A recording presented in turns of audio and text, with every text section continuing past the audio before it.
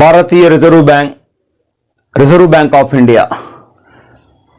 Reserve bank of India అనేది Hilton young commission సలహా మేరకు ఆర్బీఐ యాక్ట్ అంటే reserve bank of India act 1934 ప్రకారము 1935 ఏప్రిల్ 1న కోల్కతా కేంద్రంగా స్థాపించబడింది.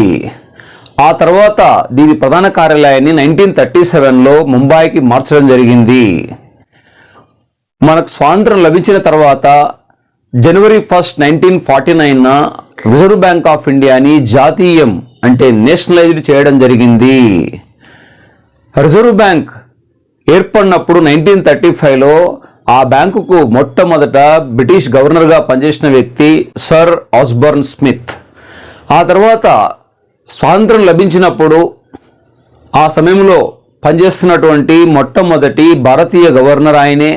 స్వాతంత్రం లభించినప్పుడు కూడా గవర్నర్గా పనిచేస్తున్న వ్యక్తి ఆయనే. ఆయన పేరే సిడి దేశ్ముఖ్.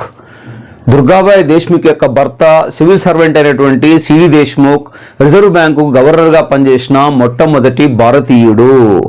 ప్రస్తుతము ఆర్బీఐ గవర్నర్గా పనిచేస్తున్న వ్యక్తి సంజీవ్ మల్హోత్రా. ఒక ఐఏఎస్ అధికారైన సంజీవ్ మల్హోత్రా ఇటీవల వరకు కూడా రెవెన్యూ శాఖ కార్యదర్శిగా పనిచేసి ఈ డిసెంబర్ నెలలోనే రిజర్వ్ బ్యాంక్ 26వ గవర్నర్గా, ఈ పదవి చేపట్టిన 15వ సివిల్ సర్వెంట్గా రికార్డుకెక్కారు. రిజర్వ్ బ్యాంక్ 25వ గవర్నర్ వచ్చేస్తే శక్తికాంత దాస్.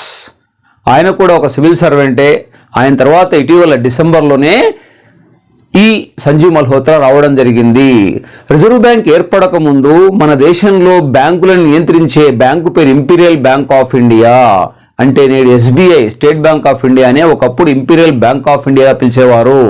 1955 వరకు మన దేశంలో ఎస్బీఐ పేరు ఇంపీరియల్ బ్యాంక్ ఆఫ్ ఇండియా. ఎప్పుడైతే 1935లో రిజర్వ్ బ్యాంక్ ఆఫ్ ఇండియా ఏర్పడిందో అప్పటి నుంచి రిజర్వ్ బ్యాంక్ ఆఫ్ ఇండియానే మన దేశంలో బ్యాంకులను నియంత్రిస్తుంది.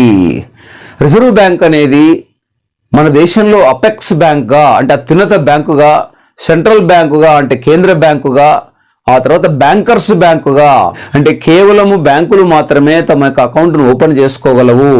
వ్యక్తులు తమ యొక్క అకౌంట్ని రిజర్వ్ బ్యాంకులో ఓపెన్ చేసుకోలేరు. మన దేశంలో బ్యాంకులన్నీ కూడా ఎవరిచే నియంత్రించబడతాయంటే ఆర్బీఐ చే నియంత్రించబడతాయి. ఒక్క ప్రాంతీయ గ్రామీణ బ్యాంకులను తప్ప మిగతా బ్యాంకులన్నిటికీ నియంత్రించే సంస్థ పేరు రిజర్వ్ బ్యాంక్ ఆఫ్ ఇండియా.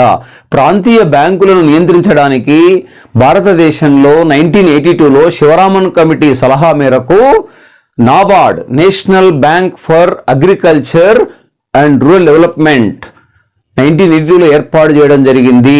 మన దేశంలో 1975లో ప్రాంతీయ గ్రామీణ బ్యాంకులు ఏర్పాటు చేసినప్పుడు అప్పుడు ఆర్బీఐ నియంత్రణలో ఉండేటివి.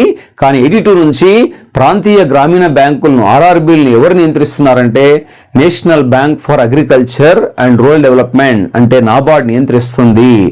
మన దేశంలో స్థాపించబడిన మొట్టమొదటి బ్యాంకు బ్యాంక్ ఆఫ్ హిందుస్థాన్ అంటే బ్రిటిష్ వారు స్థాపించారు 1770లో. ఆ తర్వాత కొంతకాలానికి మూతపడింది. ప్రస్తుతం పనిచేస్తున్న బ్యాంకుల్లో అత్యంత పురాతన bank state bank of India. ఆ బ్యాంకును మొదట 1806లో బ్యాంక్ ఆఫ్ కలకత్తా పేరుతో ఏర్పాటు చేశారు. ఆ తర్వాత కొంతకాలానికి bank of Bombay 1840, bank of Madras 1843లో ఏర్పాటు చేయడం జరిగింది. ఈ మూడు బ్యాంకుల్ని కలిపి ఇంపీరియల్ బ్యాంక్ ఆఫ్ ఇండియాగా 1921లో ఏర్పాటు చేశారు. ఆ తర్వాత ఆ ఇంపీరియల్ బ్యాంక్ ఆఫ్ ఇండియాని 1955లో స్టేట్ బ్యాంక్ ఆఫ్ ఇండియాగా మార్చారు.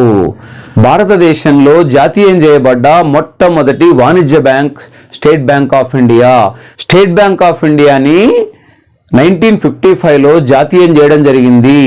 ఇందిరాగాంధీ ప్రధానమంత్రిగా ఉన్నప్పుడు 1969లో 14 బ్యాంకుల్ని జాతీయం చేయడం జరిగింది. ఆ తర్వాత ఆమె ప్రధానమంత్రిగా ఉన్నప్పుడు 1980లో 6 బ్యాంకుల్ని జాతీయం చేయడం జరిగింది. అలా ప్రస్తుతము భారతదేశంలో కేవలం 12 మాత్రమే జాతీయ బ్యాంకులు ఉన్నాయి. నేషనలైజ్డ్ బ్యాంక్స్ ఎన్ని ఉన్నాయి భారతదేశంలో ఉంటే 12. ఎందుకంటే కొన్ని బ్యాంకులను పెద్ద బ్యాంకుల్లో విలీనం చేయడం వల్ల ఇప్పుడు state bank of Hyderabad, Mysore లాంటివి ఎస్బీఐలో విలీనమైపోయాయి. ఆంధ్ర బ్యాంక్ లాంటిది యూనియన్ బ్యాంక్ ఆఫ్ ఇండియాలో, తర్వాత వచ్చేసి corporation bank union bank of ఇండియాలో, ఇలా ఎన్నో బ్యాంకులు విలీనం కావడం వల్ల ప్రస్తుతం దేశంలో జాతీయ బ్యాంకుల సంఖ్య 12 మాత్రమే. క్యాపిటలైజేషన్ అంటే పెట్టుబడి పరంగా పరిశీలించినప్పుడు, వాల్యూ పరంగా పరిశీలించినప్పుడు దేశంలో అతి పెద్ద బ్యాంక్ అంటే హెచ్డిఎఫ్సి. హెచ్డిఎఫ్సి, ఐసిఐసిఐ, తర్వాత వచ్చేస్తే యాక్సిస్ బ్యాంక్, ఇవన్నీ కూడా భారతదేశంలో ప్రైవేట్ రంగంలో అతి పెద్ద బ్యాంకులు. మన దేశంలో బ్యాంకులు 4 భాగాలుగా విభజించారు. ఒకటి ప్రభుత్వ బ్యాంకులు, తర్వాత ప్రైవేట్ బ్యాంకులు, తర్వాత సహకార బ్యాంకులు, ఆ తర్వాత వచ్చేస్తే ప్రాంతీయ గ్రామీణ బ్యాంకులు. అయితే ప్రభుత్వ బ్యాంకుల్లో వాణిజ్య బ్యాంకులు ఉంటాయి, వ్యవసాయ బ్యాంకులు ఉంటాయి, కార్పొరేట్ బ్యాంకులు ఉంటాయి. ప్రైవేట్ బ్యాంకుల్లో కూడా వాణిజ్య బ్యాంకులు ఉంటాయి, తర్వాత వ్యవసాయ బ్యాంకులు ఉంటాయి, కార్పొరేట్ బ్యాంకులు, ఎంఎస్ఎంఈ బ్రాంచెస్, ఇలా రకరకాలుగా ఉంటాయి. భారతీయులచే స్థాపించబడ్డ మొట్టమొదటి బ్యాంక్ ఏంటంటే ఆవుద్ బ్యాంక్ 1881లో స్థాపించారు. అంటే బ్యాంక్ ఆఫ్ కల్కట్టా కానీ, bank of Madras, bank of Bombay, ఇవన్నీ కూడా బ్రిటిష్ వారు స్థాపించినవి.